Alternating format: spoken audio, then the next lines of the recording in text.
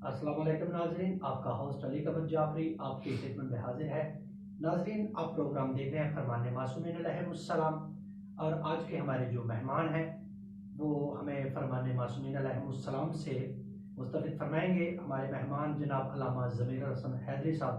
जी अल्लामा साहब, अस्सलाम वालेकुम।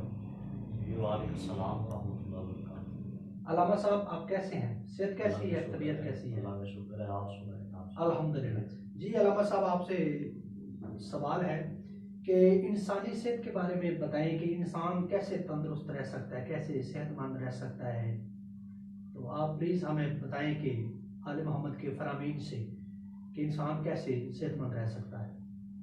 औज़ु बिल्लाहि मिनश शैतानिर रजीम, बिस्मिल्लाहिर रहमानिर रहीम, अल्हम्दुलिल्लाहि रब्बिल आलमीन, व सल्लल्लाहु अला मुहम्मदिन व अहले बैतिही। अम्मा बाद, फ़अऊज़ु बिल्लाहि मिनश शैतानिर रजीम, बिस्मिल्लाहिर रहमानिर रहीम। सबसे पहले जो आपने सवाल किया, इस सवाल का जवाब जो है इसका, ये सरकार मोहम्मद वाले मोहम्मद इस्लाम से ज़्यादा है, बेहतर कोई नहीं जानता। सरकार मेरे कायनात मौला इमाम अली बिन तालिब सल्लल्लाहु अलैहि वसल्लम सरकार ने अपने बेटे मौला इमाम हसन इस्लाम सरकार को बुलाया और उन्हें नसीहत फरमाई।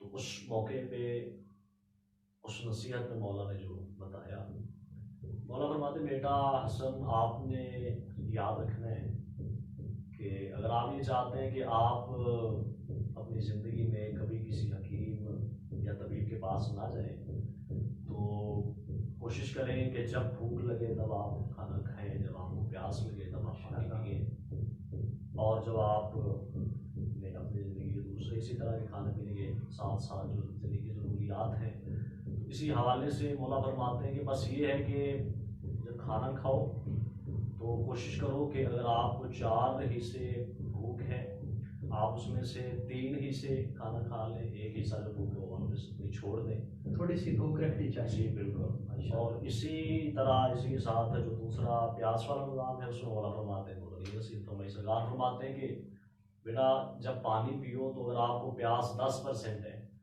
तो उस 10% में से आप 7% जो है वो पानी पिए और बाकी जो 3% है।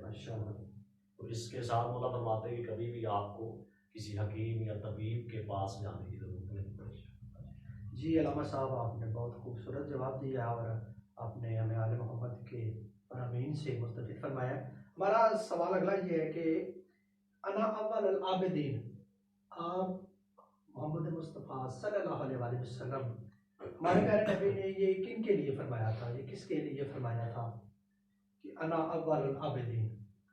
बेशक ये कुरान पाक की आयत है, और आयत मुक़द्दिसा आप ज़ाहिर है कि अल्लाह ताला का कलाम है, कलाम इलाही है, और अपने उस सैयदुल मुरसलीन मौला मोहम्मद मुस्तफ़ा सल्लल्लाहु अलैहि वसल्लम सरकार के ज़रिए कुरान पाक की जो तालीम है वो कायनात तक पहुँचाई है।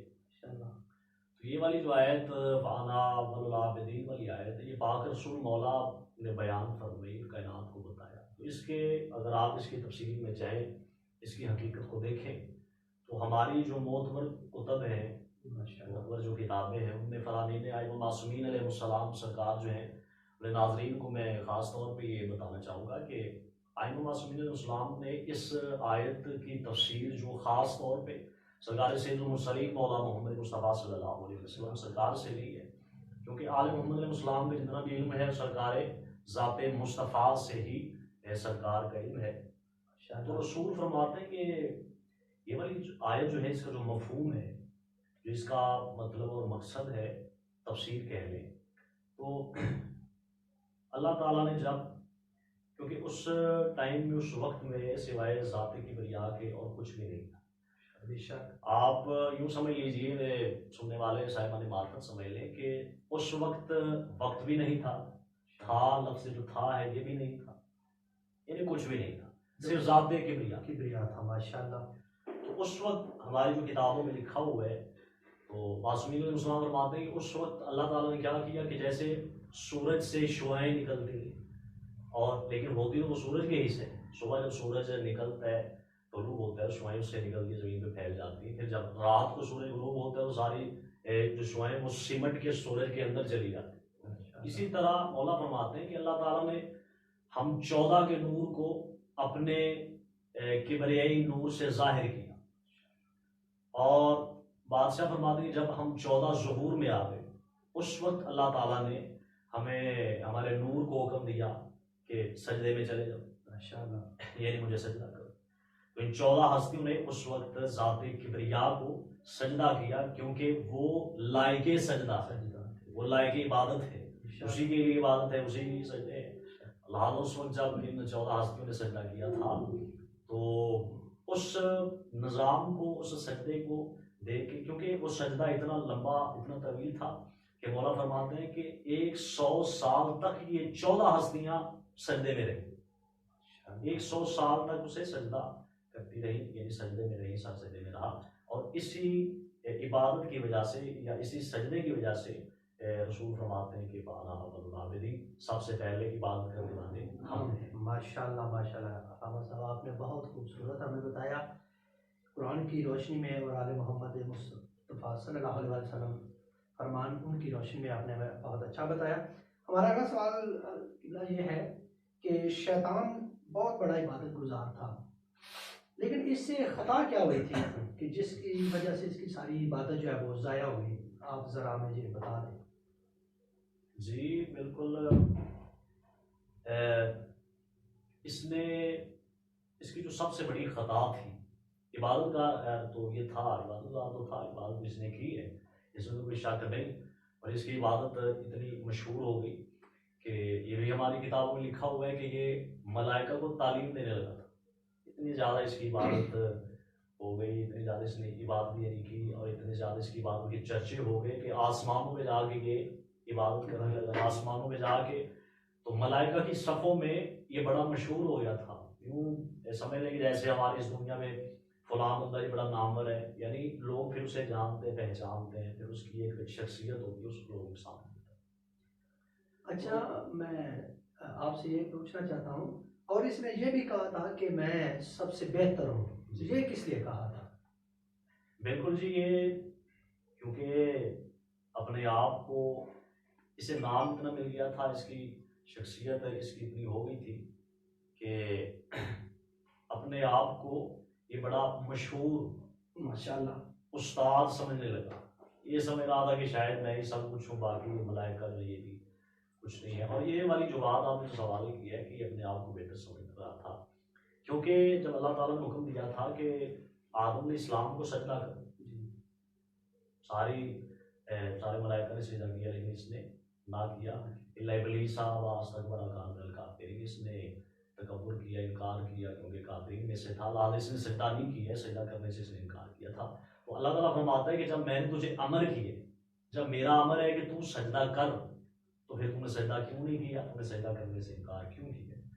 اس وقت اس نے اللہ تعالیٰ سے یہ کہا تھا، اس نے جواب دیا تھا، اس نے کہا کہ تو نے مجھے آگ سے بنایا، آدم علیہ السلام کو مٹی سے بنایا، خلقتہ من طین، یعنی آدم علیہ السلام جو ہیں جنہیں تو سجدہ کرنے کا حکم گیا ہے کہ میں اسے سجدہ کروں، اسے تو نے مٹی سے بنایا اور مجھے تو نے آگ سے بنایا، لہذا مٹی افضل نہیں ہوتی، آگ افضل ہوتی ہے، کیونکہ میں آگ سے بنا ہوں۔ یہ اللہ سے باتیں یہ اللہ سے آگے جواب دے رہا ہے کہ میں افضل ہوں، میں آگ سے بناؤں گا۔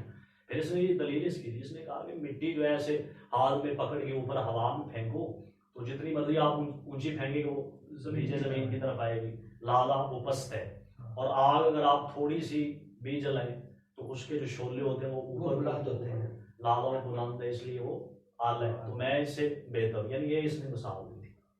میرے بہت سے سننے والے ناظرین اس بات کو جانتے ہیں کہ یہ اصل میں اس کی جو اپنے آپ کو جو بہتر سمجھا تھا، یہ اس کی اصل نہیں جانتا تھا، اور اسی طرح میرے بہت سارے ناظرین جانتے ہیں کہ وہ اصل کیا تھی، لیکن اس کا جواب بھی ہے، کیونکہ ہمارا یہ فرمان معصومین اسی مشن پہ ہے کہ ہمارے محمد علیہ السلام کے پاک فرامین کے حساب سے اپنے سننے والوں تک ان کے باتیں، ان کے فضائل، ان کی حدیثیں پہنچائیں۔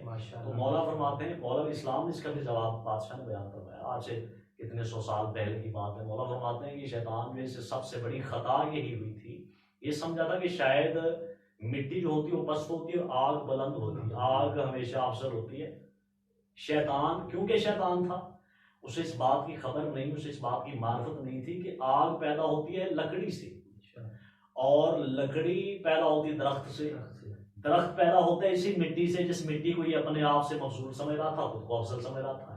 تو مولا فرماتے ہیں کہ اسے اس بات کی، اس حقیقت کی خبر ہی نہیں تھی کہ مٹی افضل ہوتی ہے نہ کہ آگ افضل ہوتی ہے. ماشاء اللہ علامہ صاحب، آپ نے بہت خوبصورت ہمیں آل محمد کے فضائل سے مستفید فرمایا ہے اور ہمیں ہمارے علم میں بھی اضافہ کیا ہے. ہمارا آپ سے اگلا سوال یہ ہے کہ زمین اور آسمان پہ جتنی چیزیں ہیں، جتنی مخلوقات ہیں اللہ کی، کیا یہ ساری اللہ کی تسبیح کرتی ہیں؟